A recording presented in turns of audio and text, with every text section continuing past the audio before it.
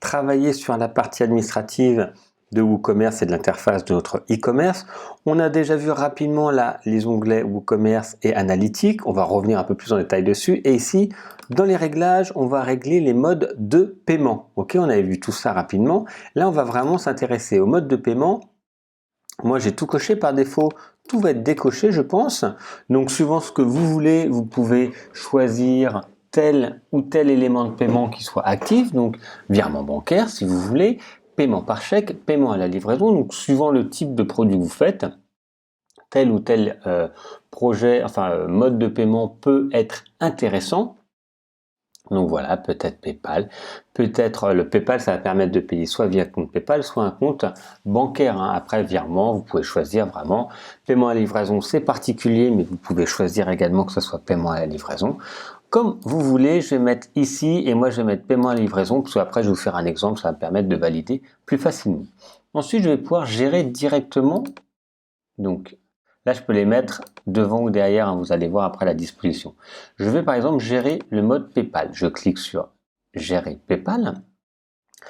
On va devoir activer ou désactiver ce mode standard, donc je l'active. Le titre PayPal, description payer avec PayPal, vous pouvez payer avec votre carte bancaire même si vous n'avez pas de compte PayPal. L'adresse, donc moi c'est pas mon compte PayPal, hein, c'est notre adresse mail, donc l'adresse de votre compte PayPal que vous avez créé. Il faut bien créer un compte PayPal avant pour avoir l'argent qui arrive. Ici vous pouvez, donc ça c'est un compte avancé, hein, si vous avez un compte développeur pour faire des essais. Aider pareil à activer l'enregistrement des logs.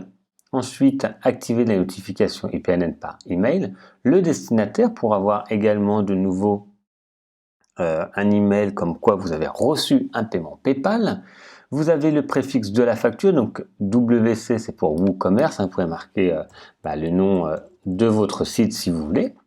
Envoyer des détails de livraison à PayPal au lieu de ceux de facturation, donc ça vous allez choisir ou pas, parce que PayPal peut calculer des livraisons, donc ça à vous vraiment plus de vous informer.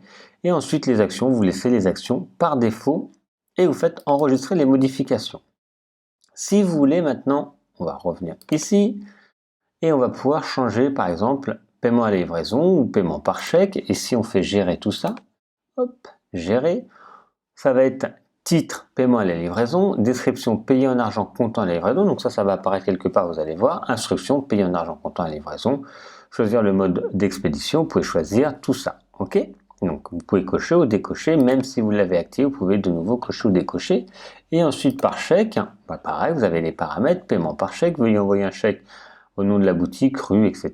Vous pouvez donner une instruction plus détaillée avec là de nouveau l'adresse de l'envoi du chèque si vous voulez, voilà, pour plus d'éléments. Vous enregistrez bien toutes les modifications et comme ça, les modes de paiement sont bien clairs. Tout le reste, je vous laisse vous regarder de votre côté.